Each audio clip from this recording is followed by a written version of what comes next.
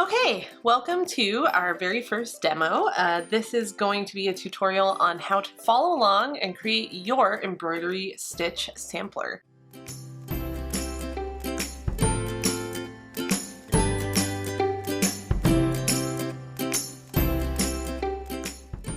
So if you haven't already, you're going to want to get the pattern, the PDF pattern out, or your printed pattern for this embroidery sampler, and what will be on it is a breakdown of each type of stitch you're going to do, which is color coded according to that stitch, and underneath is the suggested color for your embroidery floss. If you want to follow along with a different style of embroidery floss, that is totally fine.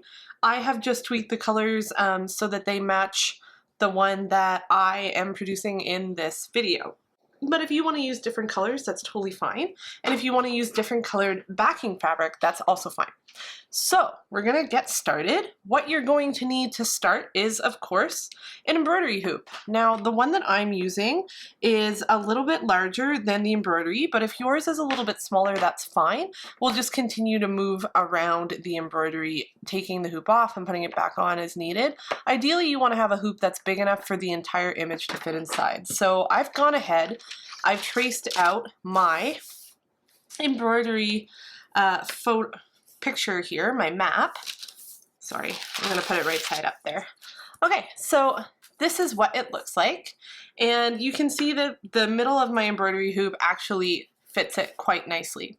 So this image is 6 by 6, so you want to make sure that your hoop is a little bit bigger than that so that you can fit it right in there. Otherwise you'll have to take it off and continue moving it as you go. So first things we have to do is transfer this image onto your fabric. So I'm going to be using a light colored fabric today. This is just a piece of cotton muslin. It is organic, it's a kind of cream color, it hasn't been dyed at all. And if you haven't already, you want to give it a nice light press so that it's nice and flat. You don't want any huge amount of wrinkles in there. You're going to put that fabric right side up, especially if you're using something with a pattern.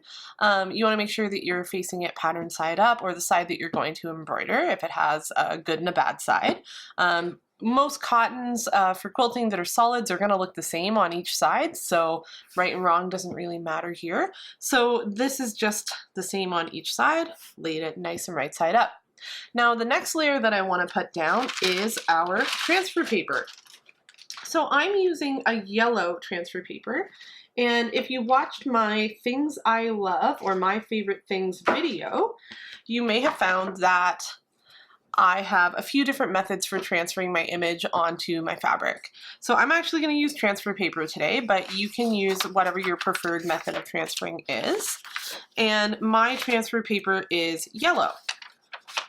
So I'm going to put the yellow side of my paper down, so that's the chalk side. Again, I'm using non-waxed transfer paper for transferring my image onto fabric. And I'm using a light color because if I use something darker like a blue or a red, it might show up outside my stitches, so I want to use something light that blends in.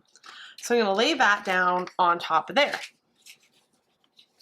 And then the last step is that I'm going to grab my tracer image. So you could either print that out or trace it off from a printed out copy if you want to not draw directly onto your image that you've printed out. But I'm going to lay that on top of my yellow transfer paper. So how I have it is the transfer image, or the tracer, on top of the transfer paper with the chalk side down, and the fabric right side up. I'm also trying to just center my image to my fabric so that I'm working kind of in the middle of it. If I put it too close to the edge, then I've got all this embroidery really close to the edge, and if I want to display it in my embroidery hoop, it might be a little too close to the edge and get cut off. So I like to center it nice in the middle as best I can. And once it's there, I'm actually going to just take a few pins from my pin cushion and just hold it in place so that it doesn't move while I am tracing it out. So I'm actually just putting a couple pins off to the side. I'm not putting them too close to the image, and it's just to hold everything together, and that can go right through your transfer paper and all the layers of your fabric. So you can go ahead and do that. Great. Now the next thing you're going to need is a sharp pencil. So mine's not the sharpest, but it's sharp enough. You basically want to just use a regular sharpener pencil. I find that if you use a mechanical pencil, it'll sometimes rip the paper, either your tracing paper or the image paper and the transfer paper. So you want to make sure that you're using something that isn't going to pierce through the paper, so nothing too sharp, but hard enough that when you trace out these lines, the image shows up on your fabric. So I'm just going to go ahead and start along my outline across the top, and all I'm doing is tracing out the lines. So I'm basically just going around and tracing out everything. Applying a gentle amount of pressure, enough that I can feel it going into my fabric. You'll know that you're pressing hard enough if it feels like the paper is kind of becoming embossed with your pencil marks.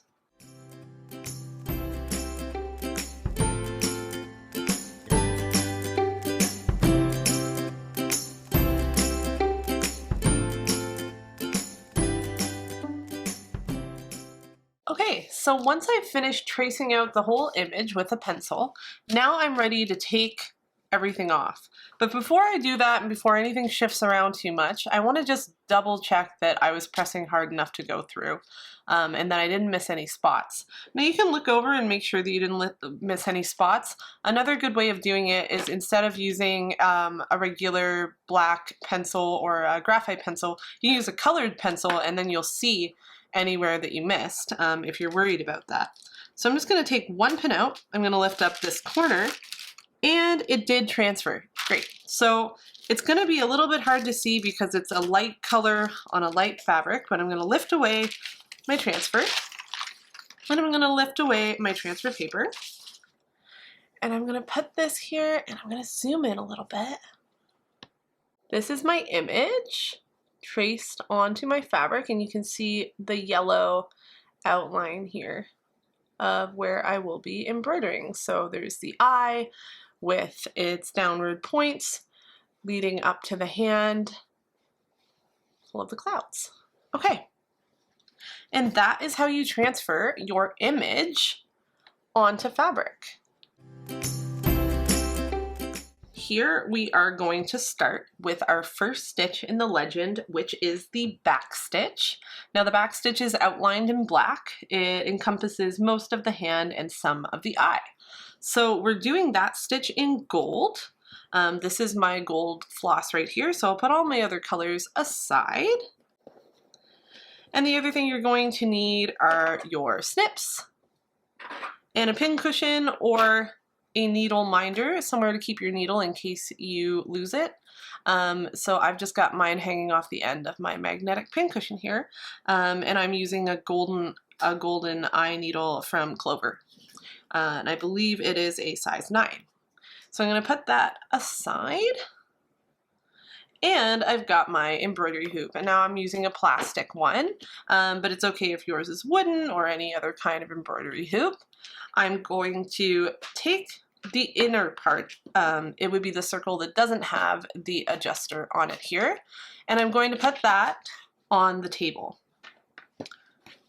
Now I want to take my traced image on fabric, and I'm centering it inside that hoop, and so it's hard to see because mine's traced out in yellow, but I'm going to go ahead and put that down, and I'm going to go ahead and put my outside ring over it. Now, you want it to be nice and tight, so make sure that you pull all of the loose edges or the bubbles that are forming in the fabric out around the edges while it's a little bit taut. So if your ring is too loose, it won't stay tight, you'll just continue to get kind of bubbles and wrinkles in here. So just turn that knob at the top here to make your ring a little tighter. Once you've got it nice and tight like mine, no wrinkles, no bubbles, you can go ahead and tighten it a little bit more just so that it is nice and taut. And so there is my frame with my image. So I'm just going to zoom in so you can see my image a little better there. Now, the first part that I'm going to embroider, as I said, is the back stitch. I'm just going to put my frame aside for a moment while I set up my thread and my needle. So I'm putting that aside, grabbing my needle off of my pincushion, and grabbing my gold embroidery floss. Now, you can stitch with the full width of the embroidery floss. I'm just taking the packaging off it there, and I'm finding my end. I like to take a width or a length that's about the length of my arm. I cut it with my snips. Now, embroidery floss is pretty thick. You can see it on my hand here. It's pretty wide in terms of how thick it is as a thread. But if you look really closely at it, you can see that it's made up of more than one thread. It's actually made up of 6. What I'm going to do is split it in half. So I'm going to pull the weave apart until I've got 3 strands and 3 strands. I'm going to start near the top too, because if I start too far down, it's going to get tangled. So you can see now I've split the thread into 2 three strand pieces.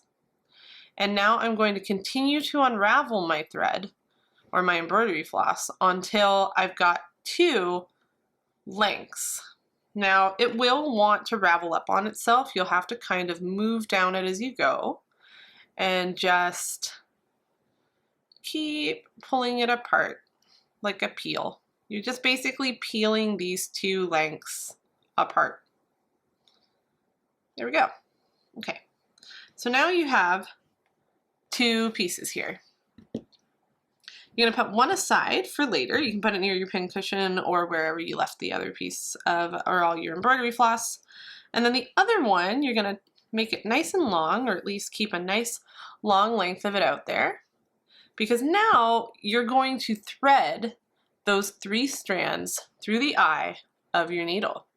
So I like to give it a little bit of moisture, and I just kind of push all the strands as close together as possible. And then I'm going to push that embroidery floss through the eye of my needle. So I've got my needle threaded. Now you'll notice that when I have the length of my thread down here from my needle, it folds over at the top, and then it comes down here, and I've got 2 ends. Now one end I'm going to leave longer than the other. I don't want it folded perfectly in half, and I'm only going to use just the 1 strand as I go and continue to release more and more of the other side or the other half of my strand as I sew. That'll become more clear when I'm stitching. But basically the longer end is the one that I want to tie my knot in. So how I tie a knot, I've got a couple methods. You can tie it into a knot with your fingers, and then tie it into a knot again exactly where your first knot was. Boop.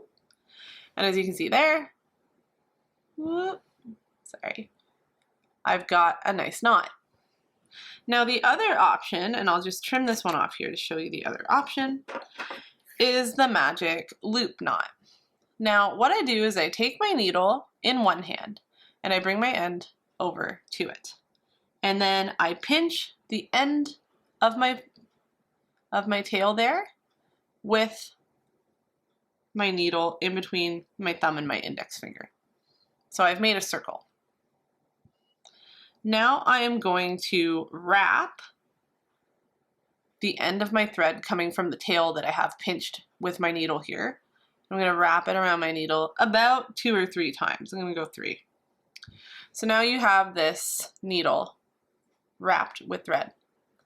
Now you're going to pinch with your thumb and your index finger of your opposite hand, and you're pinching the wrap so that you're holding on to the wrap and the needle. Now you just have this needle, you're pinching the wrapped thread in between your thumb and your forefinger, and you can let that other hand go. There'll be a little bit of tail sticking out, which is fine. What you want to do now is, while you're holding that nice and tight, you're going to pull the tip of your needle out of your hand, like out between your thumb and your index finger, and you're going to pull all the way through until you feel a knot form. And when you look at it, there it is. So that is my magic loop knot, and that's how I tie knots in most of my hand sewing. Okay, so you can see here that that's my hand that I'm going to be embroidering with the back stitch around the outline. It doesn't really matter where you start. I'm going to start right in the corner at the wrist, which is up here, but I want to start from the back of my work. So I'm actually going to put my hand underneath, and I'm going to just trace around with my needle, and you can see that bump there until I find the corner that I want to come up through, and I'm going to come right up through my hoop. Then I'm going to do my first stitch down. Now I like to keep my stitches relatively small, so mine's only going to be about 1/4 of an inch or less away from where my first one was, and I'm stitching right on that line. So I'm stitching right down into my fabric, and now I've got my first stitch. Now to make it a back stitch, you're going to come up about equally distant away from your first stitch in terms of how long your first stitch is. So you're going to go down the line that you're stitching, and you're going down about as far as that stitch is long, and you're going to come up with your needle and pull your thread all the way through. Now to do the back stitch, you're actually going to stitch backwards. You're going to bring your needle back to where your first stitch went into the fabric, and you're going to sink your needle into that same hole. So that's what that looks like there. And you're going to pull it all the way through. And that is a back stitch. And you're going to repeat those steps. So you're coming up through the fabric again, as far away from your last stitch as it is long. Pull your needle all the way through. Sink your needle back into the fabric where your first stitch went into it. Right there. Pull your needle through and continue on for the entire outline that you're working with. So for the back stitch, we're going all the way around the hand and some parts of the eye, so just follow the guide, and I'll check back in when we're on to the next step.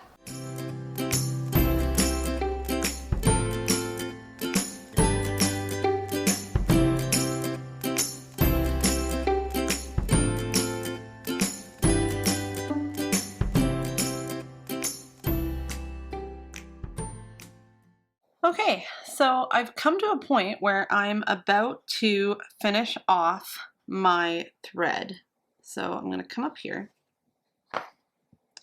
So I've only got a little bit of thread left on my needle, and I want to make sure that I leave enough for me to tie a knot on my back. So I'm going to finish off my last 2 stitches that are going to connect this fingernail to my finger here in my sampler.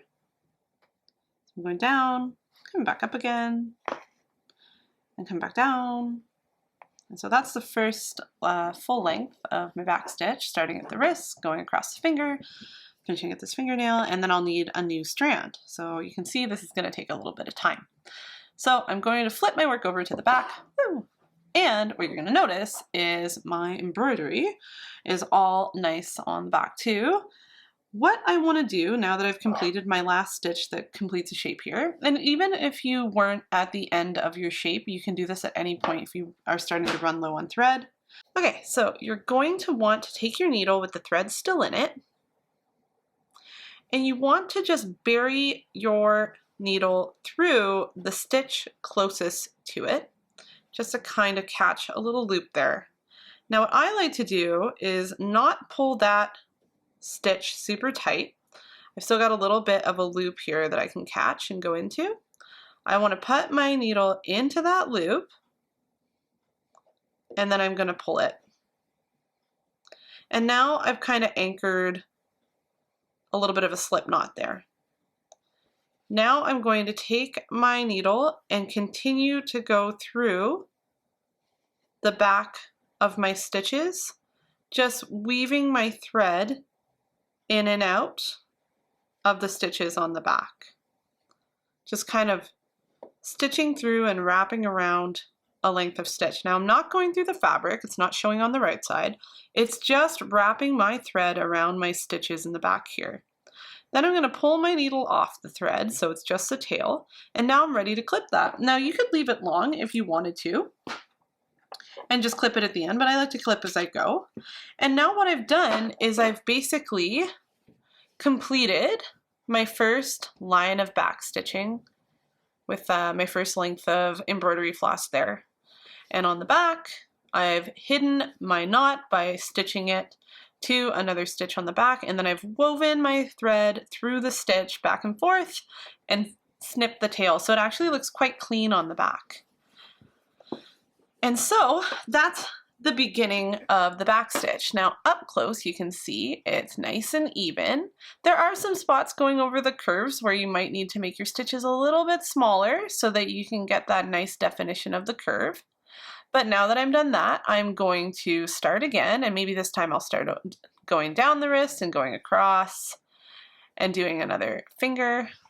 But basically I'm going to keep going until all of the spots that are outlined in black on the embroidery sampler tracer or legend are fully done with the chain stitch in gold. So I like to do one thing at a time. So just continue back stitching until you've completely back stitched all of your outlines in black, and then we're going to move on to the next stitch in our next video. Okay.